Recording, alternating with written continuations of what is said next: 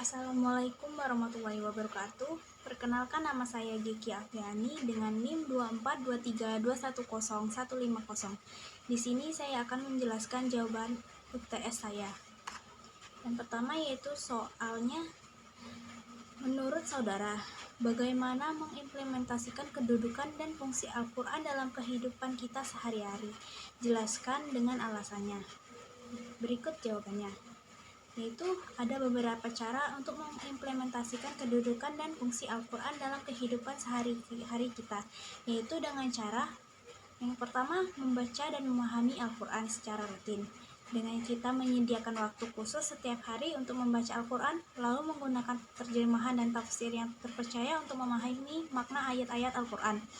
Alasannya yaitu karena Al-Quran adalah sumber ilmu, tunjuk, dan pedoman hidup dengan kita membaca dan memahami Al-Quran. Lalu ada yang menjadikan Al-Quran sebagai sumber inspirasi dan motivasi, seperti membaca kisah-kisah dalam Al-Quran tentang para nabi dan rasul, mengambil pelajaran dari ayat-ayat Al-Quran yang mengandung motivasi, harapan, dan optimisme. Alasannya yaitu Al-Quran itu penuh dengan kisah-kisah inspiratif dan ayat-ayat yang memotivasi. Dengan menjadi Al-Quran sebagai sumber inspirasi dan motivasi, kita dapat meningkatkan semangat, kepercayaan diri, dan ketakwaan kepada Allah Subhanahu wa Ta'ala. Lalu menggunakan Al-Quran sebagai solusi dalam menghadapi masalah hidup. Kita menghadapi masalah mencari solusi dalam Al-Quran dan Sunnah Rasulullah SAW. Alasannya yaitu dengan menggunakan Al-Quran sebagai solusi, kita dapat memperoleh ketenangan hati, petunjuk yang benar, dan perlindungan dari Allah Subhanahu wa Ta'ala. Lalu soal yang kedua yaitu apa pembelajaran yang bisa kita ambil dari sejarah Al-Quran, mulai dari proses perwahyuan dan penghimpunan Al-Quran. Jelaskan dengan alasannya. Yaitu sejarah Al-Quran dari proses pewahyuan hingga penghimpunan memberikan pelajaran berharga bagi umat Islam. Beberapa pelajaran dapat diambil beserta alasannya, yaitu yang pertama, kesabaran dan ketekunan dalam menuntut ilmu.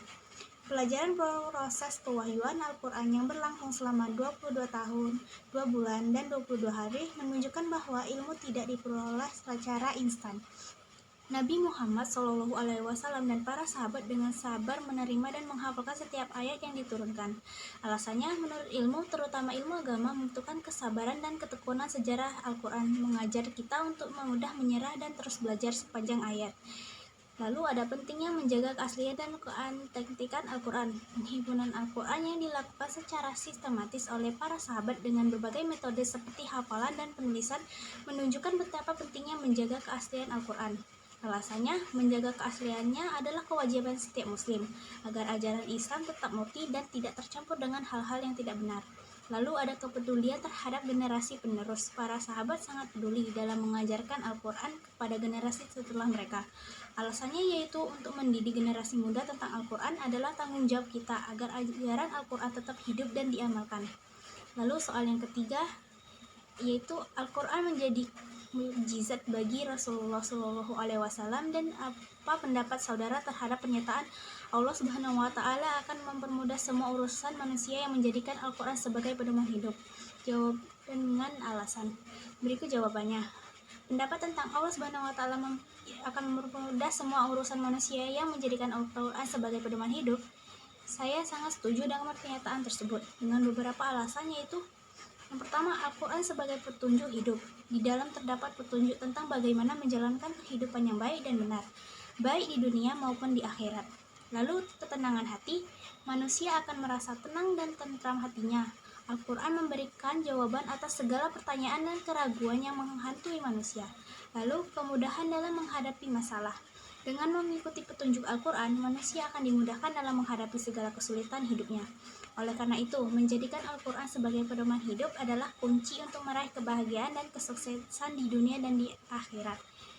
Lalu soal yang keempat, ada apa yang saudara ketahui tentang metode penafsiran Al-Quran dan praktek penafsiran Al-Quran? Jelaskan dengan alasan. Yaitu ada beberapa metode penafsiran Al-Quran dan praktik penafsiran Al-Quran. Yang pertama, metode penafsiran Al-Quran, yaitu yang saya ketahui ada tahlili atau analitis. Metode ini menafsirkan ayat-ayat Al-Quran secara berurutan dari awal hingga akhir, dengan menjelaskan makna kata, konteks ayat, dan hubungan antara ayat. Alasannya yaitu memberikan pemahaman yang mendalam dan komprehensi terhadap Al-Quran. Lalu ada mukaramah. Metode ini membandingkan penafsiran ayat-ayat Al-Quran dari berbagai ulama atau sumber. Alasannya, metode ini membantu membaca untuk memahami berbagai perspektif dalam penafsiran Al-Quran. Berikut ada praktik penafsiran Al-Quran, yaitu ada tafsir bi'aliyah. Metode ini menafsirkan Al-Quran dengan menggunakan akal dan istihad. Alasannya, metode ini memungkinkan penafsiran Al-Quran yang lebih kontekstual dan relevan. Tafsir isyarah, penafsiran Al-Quran yang dilakukan oleh para sufi yang mana mereka melihat makna tersembunyi di balik ayat-ayat Al-Quran. Alasannya yaitu mendapatkan pemahaman yang lebih mendalam dari ayat-ayat Al-Quran. Sekian dari saya. Wassalamualaikum warahmatullahi wabarakatuh.